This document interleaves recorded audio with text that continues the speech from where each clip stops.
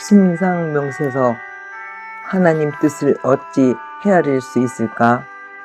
2014년 8월 16일 새벽 아래와 같은 내용의 꿈을 꾸었고 노트에는 주소 바꾸는 꿈이라고 적혀 있다. 꿈에 눈앞에 나타난 A4 용지에 신상명세서를 다시 작성하는데 미리 적혀 있는 아들네 집 주소를 연필심이 하얀 지우개가 나타나서 저절로 지웠다. 그리고 바뀐 다른 주소가 적혀 있었다. 나는 아니네 라고 말했다. 아들네 주소가 다르다는 뜻이었다. 마침 그날 새벽기도 말씀이 느헤미야 11장이었는데 10분의 1은 예루살렘 성에 거하고 10분의 9는 다른 성에 이주한 말씀이었다. 장차 미래 교회의 비전, 장차 교회를 이끄는 교회의 조성, 각자 위치와 직분, 아니면 우리 아들도 세종시에 배치, 이렇게 그날 적어놓은 내용이다. 우리 아들이 국비로 2년간 미국으로 유학을 가 있던 사이에 과천에 있던 정부종합청사가 세종시로 옮겨갔기에 아들네의 입국 이삿짐을 세종시로 붙여야 했다. 아들은 입국 날짜가 정해져서 2014년 5월 30일에 입국을 하였고 며느리는 출산 예정일 2개월 전에는 비행기를 타야 하므로 아들보다 1개월 먼저 들어왔다. 남들은 일부러 원정 출산도 하는데 왜 미국 시민권을 얻을 좋은 기회를 버렸냐고 하였지만 결코 후회함이 없고 하늘나라 시민권으로 만족한다. 우리는 아들네가 유학을 가기 전에 나름대로 미국 흑인 대통령에 의해 의료보험 도입과 바이오칩에 관하여 특히 신생아들에게 우선적으로 적용될 가능성이 있다는 의문이 해소되지 않은 상황에서 위험을 무릅쓸 필요가 없다고 여겼는데 아들네가 따라준 것이다. 돌이켜보니 우리가 좀 과민하여 해프닝에 불과했지만 대신 터울 조절도 잘 되었고 산후조리도 우리나라가 훨씬 우수하여 감사할 따름이다. 어쨌든 우리는 두 번째 자녀를 위하여 기도한 대로 며느리는 7월 2일에 아들을 순산하였다. 아기가 100일이나 지나면 세종시로 내려보낼까 했으나 그곳은 분위기상 외곽 지역임에 확실하였고 사람도 사단도 믿을 수 없고 세상을 호락호락하게 볼 것이 아니기에 산후조리원에서 몸을 추스른 후 도우미를 대동시켜 8월 10일에 세종시로 내려보냈다.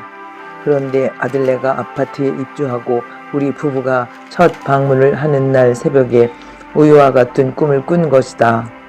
2014년 8월 16일 그날 세종시를 향하여 고속도로를 달리는 차를 운전하는 남편에게 그런데 오늘 새벽에 이상한 꿈을 꾸었네요. 아들네 신상명세서인가 본데 주소가 지워지면서 사위네 주소로 바뀌더라고요 라고 말하였다. 그러나 그때도 역시 뜬금없고 도대체 무슨 뜻인지 알리가 만무하여 늘 그렇듯이 그저 지어낸 것은 아니라는 것만 인정할 뿐이었다. 그런데 놀랍게도 그 후 35일 뒤에 사위가 우리 교회의 사부성가대 지휘자로 발탁되는 꿈에도 상상 못할 희한한 일이 발생하였다. 신상명세서의 주소가 아들네로부터 우리 교회에 정착을 한 딸네로 완전히 바뀐 것이다. 사위는 10월 첫 주부터 사부성가대 첫 주의를 시작하였다. 우리는 그때만 해도 아들네가 비록 세종시로 이사를 했어도 교회까지 옮기게 될 것이라고는 상상도 못했다. 미국에 가기 전 주일까지도 서울에 살면서 중등부에서 부부 교사를 하였고 게다가 아들은 귀국 후에도 제 아내의 출산 관계로 주말엔 서울로 올라왔으니 말이다. 그러나 아들네 식구가 세종시에 정착을 한 지 3년이 지난 지금 너무나 놀란 일은 장차 미래 교회 비전이라고 하더니 실제로 아들네가 등록하여 출석하는 교회 이름이 꿈의 교회가 아니던가.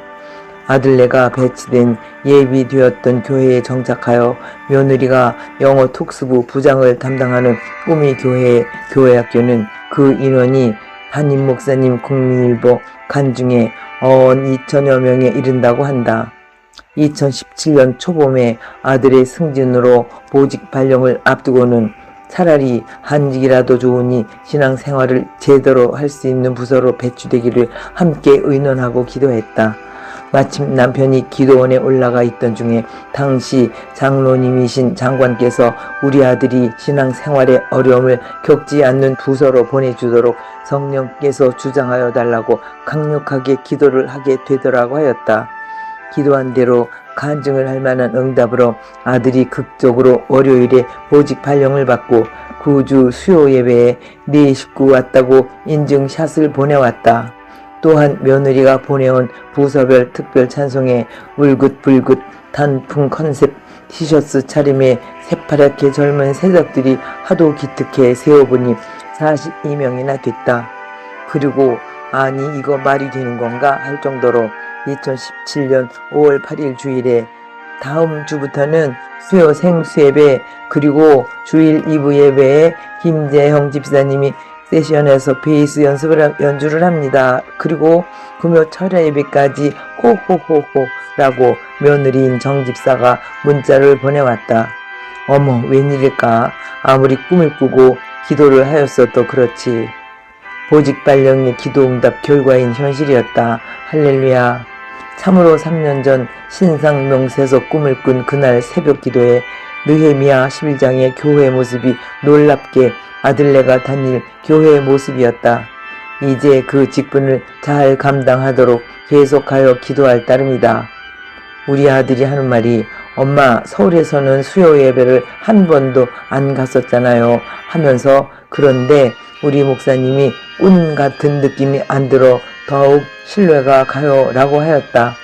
우리는 세종시가 그렇게 먼 줄을 꿈에도 몰랐고 그저 당연히 저희들의 교회인 우리 교회로 다니게 되려니 하였을 뿐이었으나 어림도 없는 거리였다. 하나님께서는 예비하신 대로 신상명세서 주소가 바뀔 것을 확실히 보여주셨고 나에게는 포기각서인 듯했다. 나는 첫 번째로 아들네를 다녀오던 밤에 왠지 유배지처럼 느껴지는 곳에 자식들을 남겨두고 가로등도 없는 캄캄한 길을 달려 돌아오며 세상에 누가 이런 데를 선정하여 보고를 올렸단 말이야. 어떻게 이런 곳에다가 도시를 이라며 마음이 미어지는 듯 했으나 3년이 지난 지금은 아들네 상황도 도시도 완전히 달라졌다. 이젠 아예 토요일 오후에는 성가대 연주 연습이 있다며 아직도 아빠라 부르는 아버지 칠순 생신에도 금요 철야 예배 반주하고 이튿날 오전에 올라와서 점심 한 끼 먹고 장남인 아들이 손님들보다 먼저 선물을 챙겨 들고 가족을 이끌고 서둘러 내려가는 아들에게 어머 그런데 가정에 있는 젊은 교인들이 토요일 하루는 쉬어야지 좀 뭐하다 싶기는 하다고 말해보니 할 수 없지요 뭐 라고 하며 더 놀고 싶어하는 아이들을 재촉하여 차에 태웠다. 하나님이 예정하신 주소를 바꾸시는 뜻을 어찌 헤아릴 수 있을까. 2025년 현재 아들은 안수 집사와 여전히 예배 반주 2회 연습이 있어 토요일에 점심 식사 후에 내려가고 며느리는 신학대학원 2년 차이다.